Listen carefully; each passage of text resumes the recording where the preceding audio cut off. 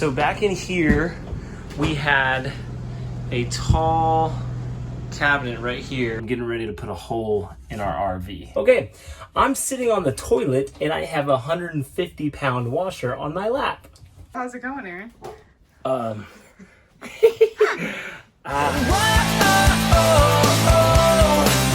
be just fine.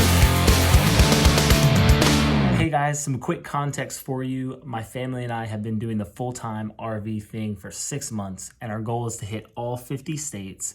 Right now we have 32 under our belt, but we're back home for a season because we're doing some work stuff. You can play catch up on Facebook or YouTube to see all the places that we've been to so far, but I thought I would take this break to show you one of our favorite RV modifications that we did. We did the whole renovation thing, the before and afters, and there's one renovation that stands out in my mind as the most useful and the one that I want to show you how to do, so check it out. All right, let me catch you guys up to speed. I've been working on preparing the RV for a new washer and dryer. We got the Splendide 210XC, and this thing does washing and drying. It's all in one unit. I just unboxed it. We've got the dryer vent on this side, the hot and cold on the same side, the hose right here, and prepping the space now. So back in here, we had a tall cabinet right here, and that seemed to be one of the best places to try to install this unit. A couple of the reasons I picked this spot is because I have access to the gray water tank and hot and cold lines for the sink. And also there's an electrical outlet already here, so I know there's power there. There's a wire here, so there's a chase where it looks like we can, if we need to run another wire, we can. This particular model is 22 inches deep. And so right about here is where the old cabinet was, and the new one's coming out quite a bit more. And so what I needed to do was remove all the shelves from this unit, and I also had to remove this side of the front piece of this because the gap from there to here was too tight for the washer to slide in. So I needed to take out that whole thing. And the shelves that it come with are not very sturdy. They're just for like linens or whatever. So I built a frame to reinforce where the washer is gonna set, and I've attached it to the RV. So it's just a basic frame with 2x2 material. And then my plan is to set this is kind of a board I have in here now to kind of see where it's gonna come. But my plan is to set this board in here as a new platform. On the outside, I'm kind of gonna have it decorative with these 4x4s. Since it's too tight to fit it in, I kind of have to build it as I go. I'm going to put the bottom piece there, and then that's kind of where that's gonna come out to. And then ultimately what I wanna end up with is a sturdy platform for the new washer dryer to sit. I'm allowing some room back here because I may need to run some pipes and some electrical boxes up the back here. And the goal will be to try to vent the washer directly out of the back of the RV. Now that I've got the basic frame built, the next step is to kind of figure out how to get the water here and the electrical. Like this is the panel box like you would have in your house, where you got to check the breakers, right? And fuses that go to different things in the RV. And so we had to run a wire from here all the way down here, through there, underneath here, around here. There it is, the yellow wire, and up here to that spot. And then for plumbing, we have our washer lines right here. They'll come underneath the cabinet to hook up that, and then there's a drain that we got put in.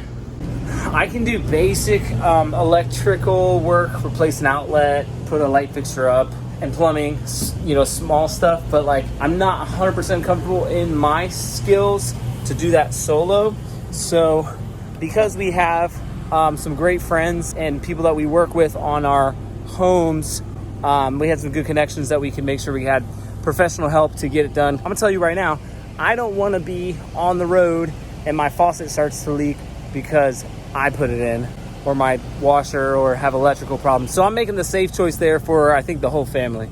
Okay, just quick update. The electrician and the plumber were able to accomplish great things today, allowing us to be ready to do kind of the next steps for the washer and dryer. We've got a fire under us.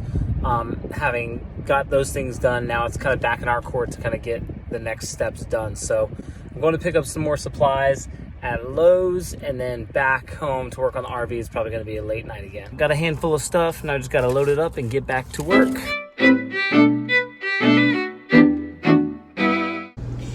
Now that the plumber and electrician have run their lines, we have some shutoff valves right here. So I'm gonna get some extra long lines and run them through this vanity, behind this wall, and up into this cabinet here. So I'm gonna cut a hole that will only be able to be seen really from this side, but it'll allow our drain to be deposited down into there and our washer lines to hook up there.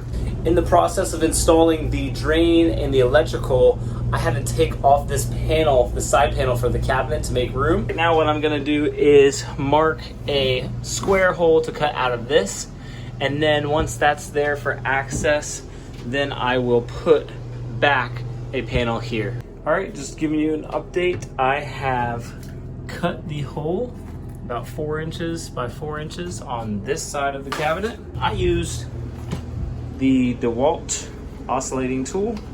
It's battery powered. It's really easy to operate.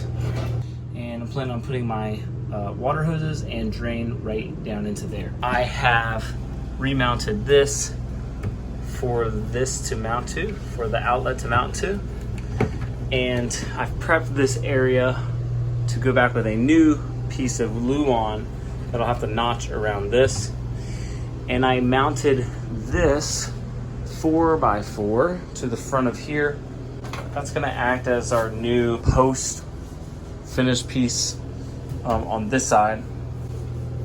And I'll show you what I'm doing with that. Basically, I just attach it with screws to the frame of this cabinet, and that's super sturdy. Plenty strong for the very heavy washer dryer unit that's going here. Okay, here's an update. So last night we got this post in painted, this panel in, and we have fished our washer lines down through this hole. See, there's our drain that we put in. We fished our washer lines down there. Behind this, here they come down there, and connected them here. This is a much better place for them than behind the washer, in my opinion, because if I need to do any work and shut off the water, I can do that here. So that's how I'm gonna be able to access those. Now, if you'll remember before, this left side of the cabinet frame I kept in, but the right side I had to cut out to even get enough width to slide the washer in. So I cut that off of the wall, and I'm building back my own frame, but I have to build it back after I put the washer in. So I built this front piece right here and connected it to a lower 4x4 that's going down there. I'm gonna build a shelf for the washer now that will sit right on top of here. And I'll drill a hole for the plug to go down through, and then I'll have my platform. And that should be about ready for us to slide this in, aside from having to cut the hole in the back of the RV. All right guys, let me give you an update on the washer situation. There's a warning sticker that comes with the back of this. It's big, it's great, it says stop. Before continuing, take out all of the plugs. There's 4 plugs that look like this and have a bolt in them. And there's one right here, here, here, and here. You need to pull those out. And the screw can come all the way out and then the plug still be in, which is hard to get out. But you could put the screw back in a little bit and then pull that whole tube out of there. Once you've done that, you have 4 holes, and the washer comes with these plugs that you can replace that with.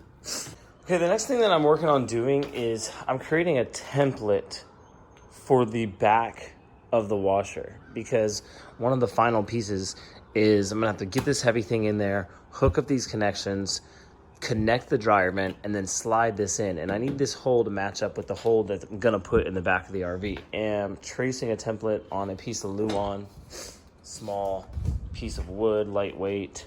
I'm gonna cut a circle there directly where this was. And with this, if you lean it up against, there's a gap, so you can kind of trace it. You can kind of trace it at first, but then also this comes off. So take off of these 2 screws, put it on your half trace hole and finish your hole. Then you have the perfect template for this size washer. It's been a busy day. I am excited, but I'm also very terrified. I'm very worried because right now I'm getting ready to put a hole in our RV. I made this template. It's roughly the size of the washer. So it'll be cool because once we get it in, there'll still be some room up top, maybe for like a shelf, for maybe laundry detergent or more storage. But still, guys, I'm getting ready to drill a hole through the RV. All right, basically what I'm worried about is where it's gonna come out. So I measured and I think it's somewhere in this area here. But this right here is like curved. So if I hit any of this, that's no bueno. So what I'm gonna do is I've made a mark here in the center, and I'm going to drill through, not with this whole 4-inch hole saw yet, but with just one drill, so I can make sure that the place that I come out is gonna be a good place.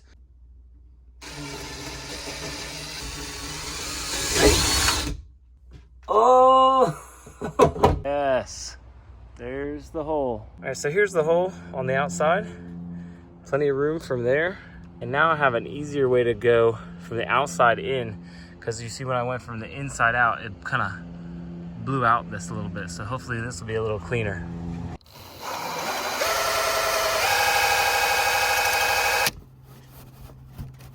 I think I'm through. Woo! Okay, now that we've got this hole in here, we're gonna put our sleeve in from the outside. Now that I've got this piece on the outside, I've got my 4 screws in, we want to put the cover on. You're just going to slide it on over top, and then there are 2 screws to attach it. And that's how it looks finished from the outside. All right, there it is. We've got our connection here screwed to the back. The vent is in. Prepare to bring the washer and dryer unit in, make our connections, and slide it back. For my project, I purchased this additional kit that came with these connections, and it also came with this, which is a nice little trim piece because the hole that we cut is bigger, and this will allow us to attach this and then seal this little section here. So we got the vent in, we've got our hole for the power, and we've got our lines ready.